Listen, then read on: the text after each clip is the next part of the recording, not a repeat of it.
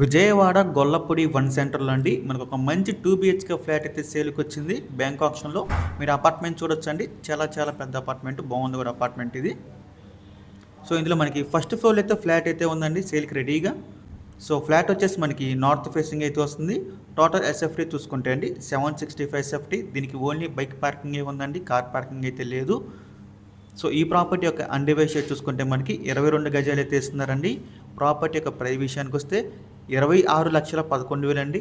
ఇది starting price. మనకి option అనేది ఎక్కడి నుంచి స్టార్ట్ అవుతుందన్నమాట. ఇదైతే ఫిక్స్డ్ ప్రైస్ కదండి, గమనించాలి, స్టార్టింగ్ ప్రైస్ మాత్రమే. ఇది మనకి గొల్లపూడి వన్ సెంటర్లో అయితే వస్తుంది.